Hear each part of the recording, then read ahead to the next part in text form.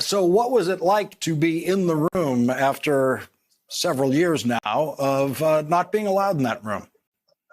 It was quite incredible, Lawrence, to really be in the Oval Office with the President of the United States, and especially a President of the United States, such as President Biden, who truly, genuinely cares about Hispanic Americans in our country, something that we haven't had in over 4 years with the last administration.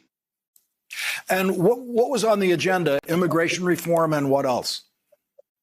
Well, we talked about how can we improve the lives of Hispanic Americans throughout the entire country. So we talked about the most pressing issue right now, which is vaccine equity. We talked about healthcare disparities and the need of more doctors in medically underserved areas.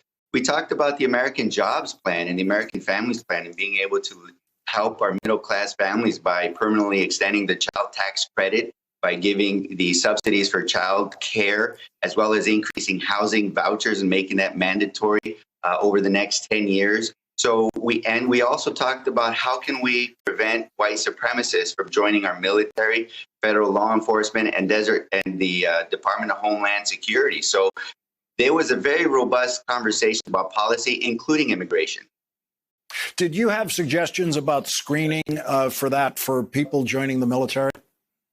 Well, there's a lot of recommendations already by the Department of Defense, 7, in fact. 6 of those have been implemented. We want all 7 to be implemented, including codified into law, and we want those extended into the federal law enforcement as well as the Department of Homeland Security. For example, identifying tattoos and symbols that resemble white supremacy affiliations. So these are very important as we combat racial injustice and brutality against targeted minorities. Was there an agreed upon strategy for the legislative approach to immigration reform?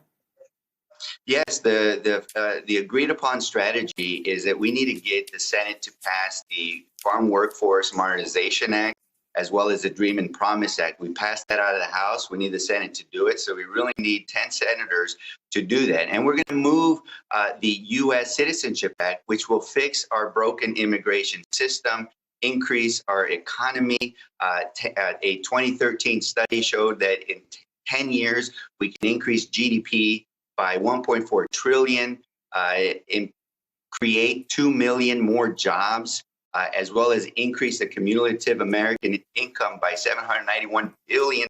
So this is an economic push. Now, in the case that we cannot do it through the normal process, and if we need to do a budget reconciliation,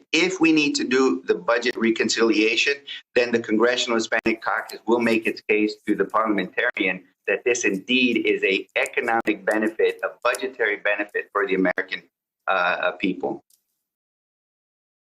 Hey, thanks for watching our YouTube channel. You should know that you can follow today's top stories and breaking news and catch up on your favorite MSNBC shows all in one place. Download the NBC News app today.